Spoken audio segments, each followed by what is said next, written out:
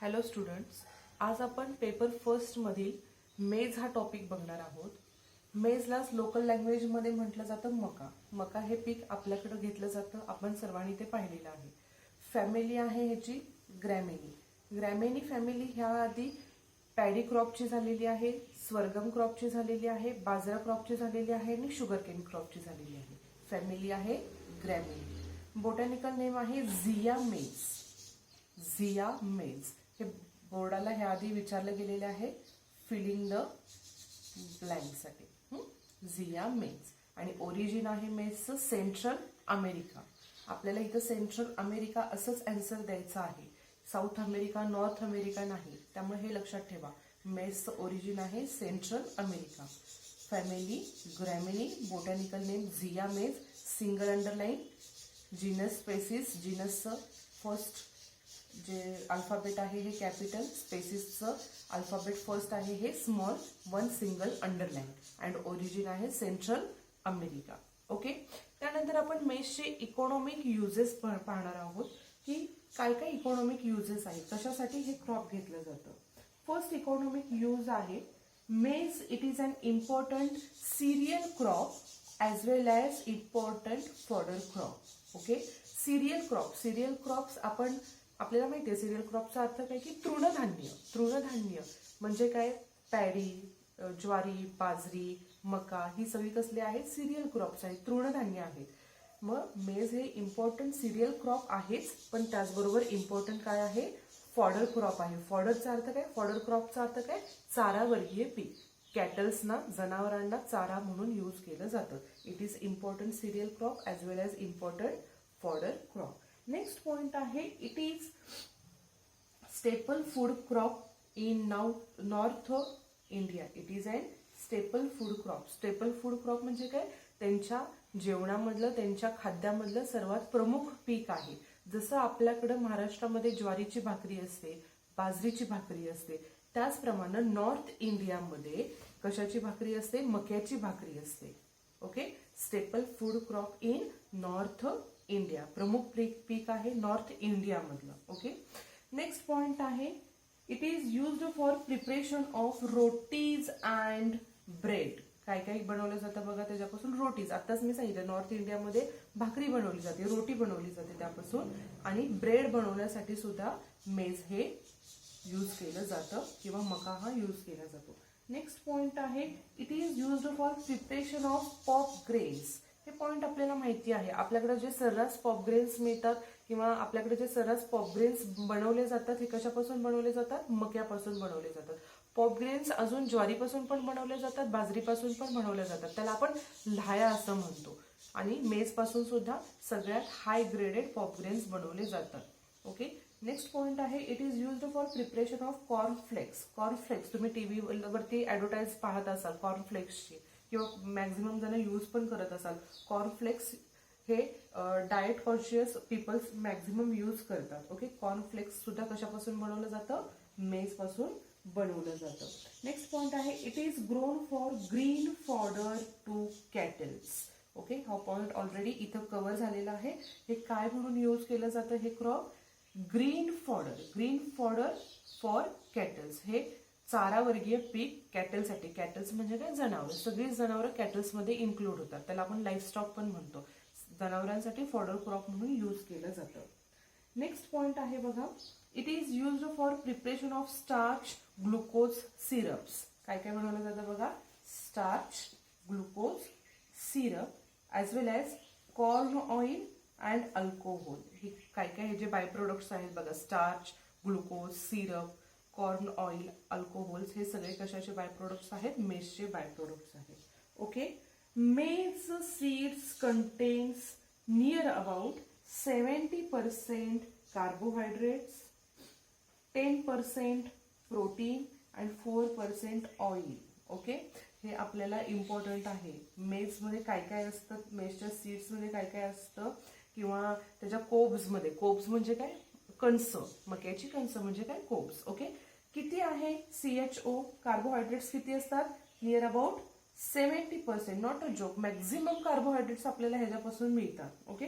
Protein किती मिळतं मेजपासून, near about 10% आणि ऑइल किती असतं त्याच्यामध्ये near about 4% oil maize seeds मध्ये असतात. नेक्स्ट पॉइंट काय आहे, it is good source of vitamin A and E. Vitamin A and vitamin E, maximum vitamin A and E तुमच्या बॉडीला मेज क्रॉप पासून मिळतं. Okay, these are the economic uses of maize topic. हे लक्षात ठेवा. Carbohydrate 70% असतात, protein 10% असतं आणि ऑइल किती असतं 4% असतं. ओके, आणि व्हिटॅमिन ए आणि ई असतं. आणि हा एक पॉइंट महत्वाचा आहे, हे कसलं क्रॉप आहे, सिरियल क्रॉप आहे as well as fodder crop, म्हणजे तृणधान्य पण आहे आणि चारावर्गीय पीक पण आहे. Okay, let's move on to ecology of maize. Okay, कसं क्लायमेट किंवा कशी सॉइल लागते. आता आपले सीझन्स किती असतात, सोईंग सीझन्स किती असतात, 3 सीझन्स असतात. कुठले कुठले सीझन्स असतात, खरीप, रब्बी अँड समर. ओके, मेज हे क्रॉप असं आहे की तुमच्या तिन्ही सीझन मध्ये आरामात हे क्रॉप येऊ शकतं. ओके, दॅट मीन्स क्लायमेटमध्ये फर्स्ट पॉइंट आहे, it is adaptable crop. Adaptable crop म्हणजे काय, परिस्थितीशी मिळतं जुळतं करून घेणारं क्रॉप. आता बघा, व्हीट सारखं क्रॉप आहे, गहू सारखं क्रॉप आहे, हे फक्त व्हीट क्रॉप जे आहे कुठल्या सीझन मध्ये येतं, फक्त रब्बी सीझन मध्ये येतं. ओके, ते खरीप किंवा समर मध्ये येऊ शकत नाही. तसं मेजचं नाहीये. मेज हे काय आहे, अडॉप्टेबल क्रॉप आहे, म्हणजे परिस्थितीशी लगेच ऍडजस्टेबल होणारं क्रॉप आहे. ओके, मेज हे क्रॉप कुठल्या कुठल्या सीझन मध्ये येतं, ऑल सीझन मध्ये येतं. प्रॅक्टिकल मध्ये हा तुम्हाला ओरलला क्वेश्चन असतो की ऑल सीझनल क्रॉप्स कोणकोणते आहेत, त्यामुळे तुम्हाला एक लक्षात ठेवायचं आहे, कोणतं क्रॉप आहे, मेज क्रॉप आहे. ओके, फर्स्ट पॉइंट आहे, it is adaptable crop. Adaptable crop म्हणजे तुमच्या तिन्ही सीझन मध्ये ऍडजस्ट होणारं क्रॉप आहे. नेक्स्ट पॉइंट आहे, it is grown in tropical as well as temperate region. बघा, tropical as well as temperate region मध्ये हे येणारं क्रॉप आहे. ओके, ट्रॉपिकल किंवा टेम्परेट म्हणजे दोन्ही पण अपोजिट आहेत. बघा, ट्रॉपिकल म्हणजे काय, जेव्हा तुमचं हॉट अँड ड्राय क्लायमेट असतं, टेम्परेट म्हणजे काय, कूल अँड ड्राय क्लायमेट असतं. दोन्हीकडेही येणारं क्रॉप आहे. That means it is adjustable किंवा अडॉप्टेबल क्रॉप. नेक्स्ट पॉइंट, आता सांगितल्याप्रमाणे it is grown in throughout the year. That means in all seasonal crop. Through out the year, 3 महिन्यामध्ये जे life cycle complete होते. खरीपमध्ये पेरलं, खरीपमध्ये निघतं, रब्बीमध्ये परत पेरलं की समरच्या स्टार्टिंगला निघतं, समरमध्ये परत तुम्ही सोन करू शकता. Okay, it is adaptable crop. It is grown in throughout the years. That means in all seasonal crop. Next point आहे काय बघा, it is rainfall. Annual rainfall requirement is 750 millimetre per year. किती आहे annual rainfall requirement, 750 millimetre per year. Okay, next point आहे, this crop is susceptible to frost. Okay, ससेप्टेबलचा अर्थ काय हो, ससेप्टेबल म्हणजे काय, लगेच बळी पडणं, म्हणजे निगेटिव्हली एखादी गोष्ट सहन न होणं. ससेप्टेबल कशाला ससेप्टेबल आहे मग मेज क्रॉप, फ्रॉस्ट. फ्रॉस्ट म्हणजे काय, जे काही धुकं आहे, जे विंटर सीझन मध्ये आपल्याला रब्बी सीझन मध्ये शक्यतो पाहायला मिळतं, जे काही धुकं आहे, हे धुकं ह्या क्रॉपला सहन होत नाही किंवा त्यामुळे वेगवेगळ्या प्रकारचे रोग आपल्या मेज क्रॉपवरती येऊ शकतात. It is susceptible to frost condition. Okay, हे आहे climate. Let's move on to soil.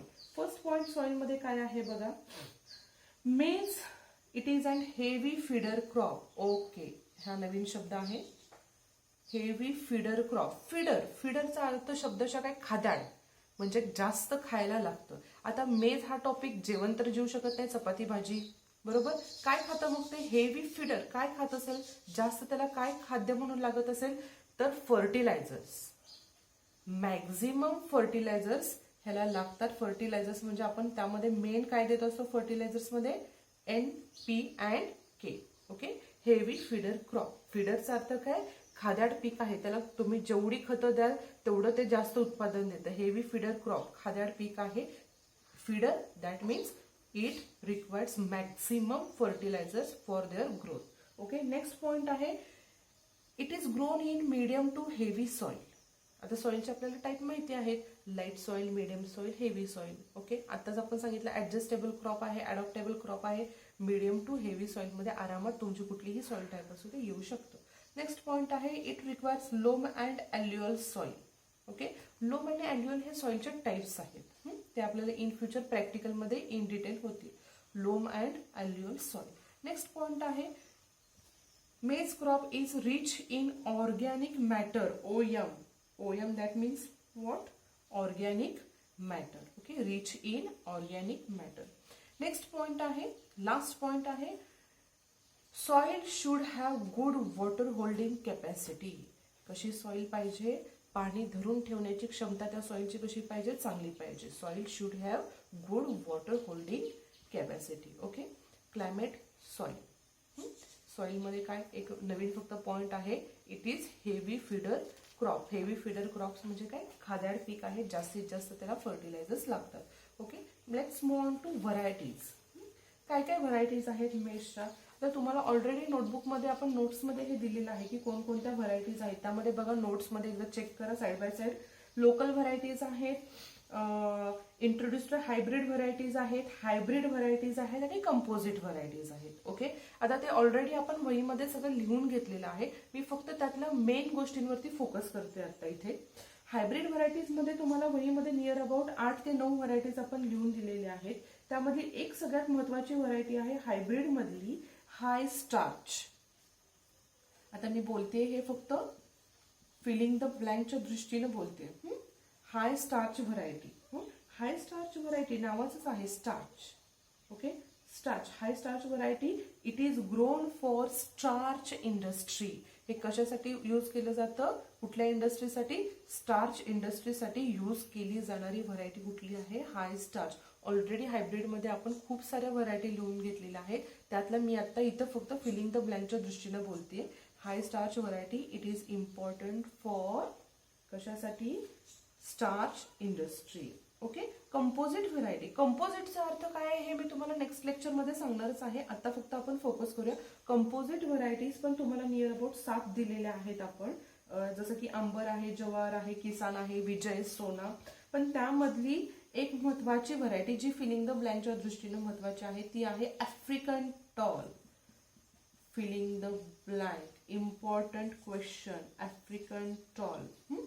इथून पुढे तुम्ही ज्या काही कॉम्पिटेटिव्ह एक्झाम देणार आहे, एमपीएससी, यूपीएससी, ऍग्रिकल्चर एमपीएससी, त्याच्यामध्ये हा हमखास असणारा प्रश्न आहे की African tall it is an variety of dash dash crop. तर कुठलं क्रॉप आहे आपलं? Maize crop. African tall it is an important variety of maize crop. आता बघा त्यानंतर एक महत्वाचा पॉइंट इथं आहे. आफ्रिकन टॉल ही व्हरायटी कशासाठी फेमस आहे? मेजमध्ये कशासाठी फेमस आहे? तर ती आहे फॉडर पर्पजसाठी. Fodder variety, it is an fodder variety. African tall ही व्हरायटी शेतकरी का घेतो? कारण मॅक्झिमम चारा, मॅक्झिमम फॉडर आपल्याला मिळावं म्हणून. African tall it is an famous fodder variety of maize crop. हे लक्षात ठेवा. मी 2-3 वेळा रिपीट ह्यासाठी करते कारण हे तेवढं इम्पॉर्टंट आहे. African tall it is an famous fodder variety of maize crop. इथून पुढच्या आपल्या सगळ्या एक्झाममध्ये, इनफॅक्ट बोर्ड एक्झामला सुद्धा तुम्हाला हे महत्वाची फिलिंग द ब्लँक आहे. African tall it is an famous fodder variety of maize crop. Okay, ह्या झाल्या व्हरायटीज. व्हरायटीज मध्ये आता बघा हायब्रिड व्हरायटीज मधल्या 2 व्हरायटी आपल्याला कॅरेक्टरिस्टिक्ससाठी महत्वाच्या आहेत किंवा स्पेशल फीचर्स त्याचे आपण बघूयात. ह्या 2 व्हरायटी हायब्रिड व्हरायटी मधल्या महत्वाच्या आहेत. ओके, तर बघूया. फर्स्ट आहे गंगा हायब्रिड -5. गंगा हायब्रिड -5. आता सांगितलं हायब्रिड व्हरायटी आहे, दॅट मीन्स फर्स्ट पॉइंट काय असणार आहे? It is an hybrid variety.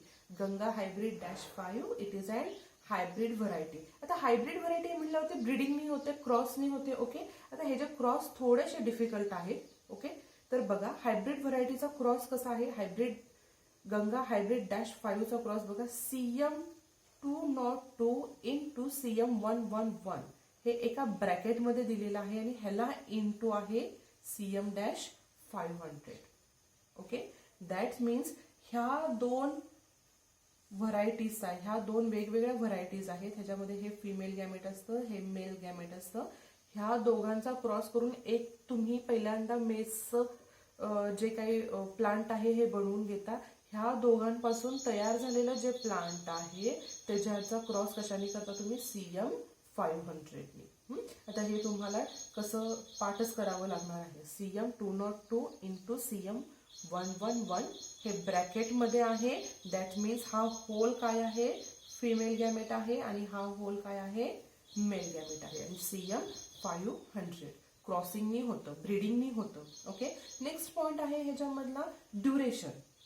आताच मी सांगितलं हे 3 सीझन मध्ये येतं, नियर अबाउट 3 महिन्याचं क्रॉप आहे. ड्युरेशन अप्रॉक्सिमेटली किती आहे बघा ह्याची, गंगा हायब्रिडची 90 to 95 DAS. DAS म्हणजे काय, days after sowing. Okay, DAS म्हणजे काय, डेज आफ्टर सोईंग, म्हणजे पेरणी केल्यापासून 90 ते 95 दिवसामध्ये गंगा हायब्रिड -5 ही व्हरायटी रेडी होते हार्वेस्टिंगसाठी. नेक्स्ट पॉइंट आहे grains are bold and yellow in colour. कसे असतात ग्रेन्स बघा, bold and yellow in colour, टपोरे असतात. बोल्ड म्हणजे काय, मक्याचे दाणे कसे असतात, टपोरे असतात. आणि कुठल्या कलरचे असतात, येलो कलरचे असतात. ओके, नेक्स्ट आहे पॉइंट की it is suitable to all seasons. All seasons that means कुठले सीझन्स आहेत आपले, खरीप, रब्बी अँड समर. ह्या तिन्ही सीझन्स मध्ये ही चांगलं उत्पादन देणारी व्हरायटी आहे. ओके, नेक्स्ट पॉइंट आहे this variety is resistant to stem borer, rust and गोसावी डिसीज. आपण इन फ्युचर हे बघणारच आहोत काय आहे. गोसावी हे वेगळं आहे, स्टेम बोरर, रस्ट ऑलरेडी आपलं कम्प्लीट झालेलं आहे वेगवेगळ्या टॉपिक्समध्ये. मी आता पण परत एकदा रिपीट करते, कुठलीही पेस्ट असू दे, कुठलाही डिसीज असू दे, ते जे सिम्पटम्स किंवा नेचर ऑफ डॅमेज तेच राहणार आहेत, ते कुठल्याही क्रॉपवरती येऊ दे. स्टेम बोरर पॅडीवरती पण तसंच अटॅक करणार आहे, जवारवरती पण तसाच अटॅक करणार आहे, आपल्या ह्या मेजवरती पण तसाच अटॅक करणार आहे. ओके, धिस व्हरायटी रेजिस्टंट म्हणजे काय, प्रतिकार करते, येऊन देत नाही, कुठल्या 3 गोष्टींना येऊन देत नाही, stem borer, rust and Gosavi. Stem borer he paste आहे, रस्ट अँड गोसावी हा काय आहे, डिसीज आहे. ओके, त्यानंतर बघा इल्ड, किती उत्पादन देते गंगा हायब्रिड -5 ही व्हरायटी. इल्ड अप्रॉक्सिमेटली आहे 48 to 53 quintal per hectare. 48 to 53 quintal per hectare, भरपूर इल्ड आहे, हायब्रिड व्हरायटी आहे. त्यानंतर बघा नेक्स्ट गंगा सफेद -2. गंगा हायब्रिड 5 झालं, हे गंगा सफेद नावातच आहे सफेद.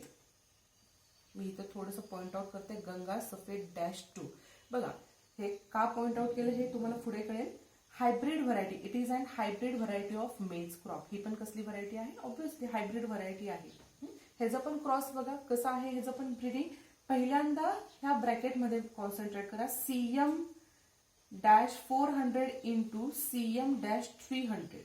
इझी आहे हे लक्षात ठेवायला. CM-400 into CM-300 into CM-600. आता ह्याच्यामध्ये हा जो कोण आहे, हा कोण आहे, फिमेल पॅरेंट आहे आणि हा कोण आहे, मेल पॅरेंट आहे. हे दोन तुम्ही जे पॅरेंट्स आहेत गंगा हायब्रिड -5 चे पण आणि गंगा सफेद -2 चे पण, हे तुम्ही तोंडपाठ करा, ट्रिक्स तुमचं तुम्ही प्रिपेअर करा आणि लक्षात ठेवा. ओके, त्यानंतर बघा नेक्स्ट पॉइंट आहे ड्युरेशन. ह्याचं duration as compare to this थोडंसं कमी आहे. लवकर पण कधी कधी मॅच्युअर होतं, अकॉर्डिंग टू क्लायमॅटिक कंडिशन कधी कधी लेट पण मॅच्युअर होऊ शकतं. पण अप्रॉक्सिमेटली आपल्याला ड्युरेशन त्यांनी दिलेलं आहे 85 to 100 DAS. DAS म्हणजे डेज आफ्टर सोईंग. पेरणी केल्यानंतर नियर अबाउट 85 to 100 डेज मध्ये येतं. नेक्स्ट पॉइंट आहे की the grains are white in colour. This is most important point. हेच त्याचं कॅरेक्टरिस्टिक आहे जे मी इथं नोट डाऊन केलं होतं ना, गंगा सफेद -2. हे सफेद, हे का ह्याला सफेद का नाव पडलं, मोस्टली आपण बघतो मक्याचे ग्रेन्स कसे असतात, थोडेसे येलोइश कलरचे असतात किंवा येलो कलरचे असतात, पिवळसर किंवा पिवळे असतात.